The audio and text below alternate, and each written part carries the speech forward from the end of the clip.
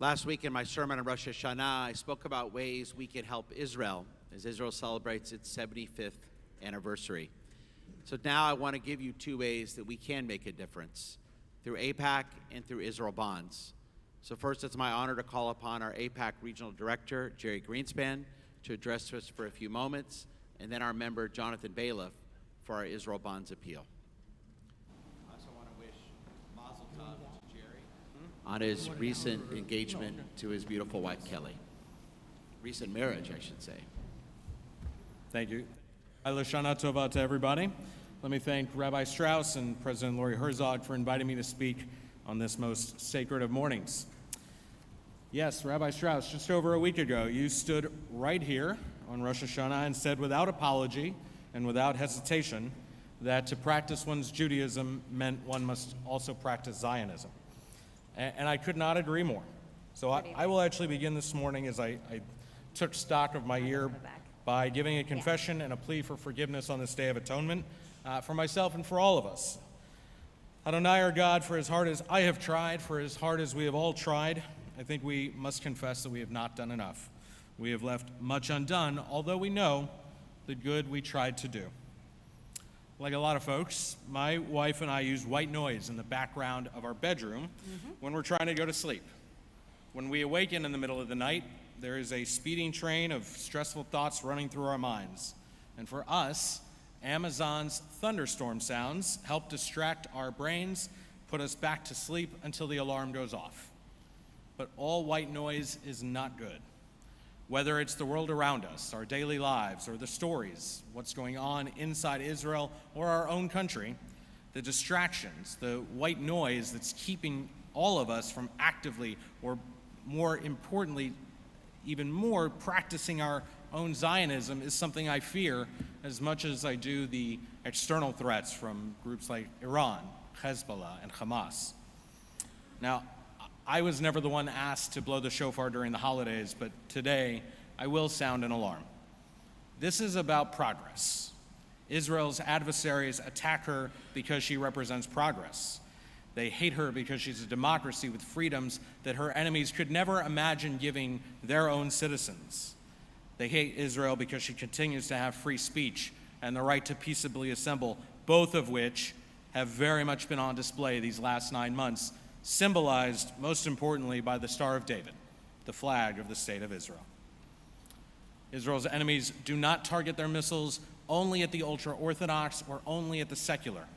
They do not ask those that they attack in the streets whether or not they support judicial reform. All they ask, all they pray for, is that you and I are distracted by the white noise. As Rabbi Strauss said, Israel is by no means perfect. And if you're waiting for that moment, then you will never hear our call. And if you never hear it, neither will your children or your children's children. And so again, I sound the alarm. Just as his father did 35 years ago, Israel's President Isaac Herzog addressed a joint session of Congress this past July, where he fully acknowledged the controversial debates back at home, but in the same breath expressed incredible optimism about the future of his democratic and Jewish state. He did this because he knows what many of us sometimes have to be reminded of, that Israel is a country built by people who, by and large, did not come from places with a history of democracy. That Israel, at only 75, is older than 2/3 of the world's democracies. That the miracle of the Jewish state is that she is Jewish, and the history and the tradition of our people is debate. He made clear a very simple maxim that when the United States is strong, Israel is stronger, and when Israel is strong, the United States is more secure. I say that to say that even as he seeks consensus and conversation at home on a domestic issue, President Herzog refuses to let it distract him from his duty to strengthen his homeland from the broader existential threats to his country and to his people, to our people. Unapologetically and without hesitation, this should be the guiding light that illuminates your path to Israel advocacy, just as it does every day for AIPAC.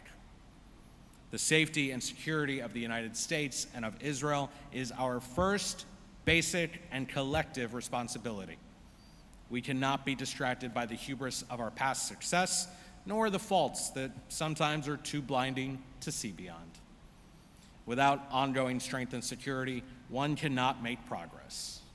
Progress not, by the way, defined by a single moment in time, but by the ups and downs, the longer spectrum of what we have seen and what is to come. We'll hear many times throughout the high holidays, on Rosh Hashanah it is written, and on Yom Kippur it is sealed.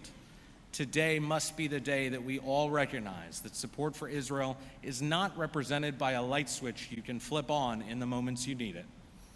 As we solemnly remember the 50th anniversary of the Yom Kippur War, the war that almost destroyed our modern Jewish state, let us all individually, collectively wake up, and let us all understand that support for Israel is a dial we must grab onto for dear life.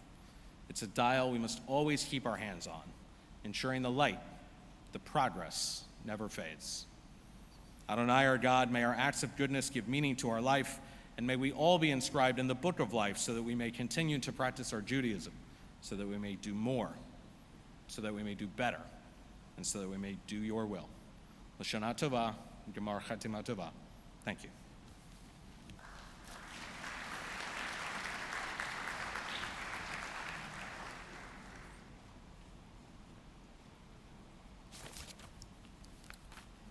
Thank you, Jerry. As the rabbi said, I'm Jonathan Baliff, and my wife Barbara and I are proud members of Beth Yeshurun, with our 3 children and my mother Elaine. I'm here today to talk on behalf of the Israeli bond appeal. And Jerry mentioned it, 50 years ago, on the 10th of Tishrei, Israel was attacked by its neighbors. If you remember, it was attacked at 2 p.m. Israeli time, Tel Aviv time. That was 6 a.m., 5 a.m. here, 6 a.m. in Richmond, Virginia, where I went to synagogue. And if you remember, those of you who can remember, I was 10 years old. That was a very tough day for Yom Kippur. One, it was hard to concentrate because Israel was being threatened, very significantly threatened, in the first coordinated attack in its history. And the state did win a historic victory eventually. But ironically, it was a very good day for Israeli bonds. It was a good week for Israeli bonds, ironically. The appeal went well. Israeli bonds had only been around for about 18 years. And so for that, I start to think, how can I today speak about supporting Israel with an Israeli bond? Because it's a tougher sell today. It's a tougher sell. So I look back to my professor, an ambassador, Jean Kirkpatrick. If you remember her, the first woman ambassador of the UN. She was appointed by Ronald Reagan, and she was a tough-minded anti-communist and a very, very big supporter of Israel. And she taught us that if she wanted to get a country to do something she wanted, or what it was in her best interest to do, or the U.S. interest, there were sticks, carrots, and logic. And it could work the same for Israeli bonds. The stick. 50 years ago, Israel was threatened. Today, it is still threatened. It is threatened physically, as Jerry talked about, but also economically. Even though it has one of the fastest growing economies in the world, it is still threatened economically with BDS. You want to hit back? Buy a bond. This is a great way for American Jews, and I'll mention Canadians here in a second, great way to actually support Israel. By the way, when you give these speeches, you actually have to take a little class on how to give the speech. And one of the things they wanted to mention today is Canadians, for the first time, get to buy a bond online. So I get to say, you Canadians out there, or what I say, the other North Americans, and I'm sure you're out there, you can buy a bond online and support our state. The carrot. Israeli bonds are not charity. They're an investment, and they're a competitive investment. And I'll just tell you that my wife and I were blessed to go to the state of Israel about a month ago. It was a quick trip, but I noticed 2 things about Israel that shows how this investment works. 2 things were very noticeable. One, the buildings. If you haven't been to Israel since the pandemic, the amount of building and beautiful modern buildings between Tel Aviv, Herzliya, Haifa, up to Jerusalem, it's amazing. I've never seen anything like it in such a short period of time. And then the second thing, and it's very noticeable, is just the sheer number of little kids out there. It's amazing, the amount of children. I mean, we have tremendous cities in our beautiful country and the children, but in Israel, it's noticeable. One, because you're looking up at the buildings and you trip over the little kids. But there are kids all over the place. The economy is booming, and that gets to the carrot. This is an investment. Again, for you Canadians out there, you can do it online. The Israeli economy is booming. These bonds are going to appreciate over time, and you get a competitive rate of investment. And then finally, logic. What's the logic of buying an Israeli bond? I thought about this.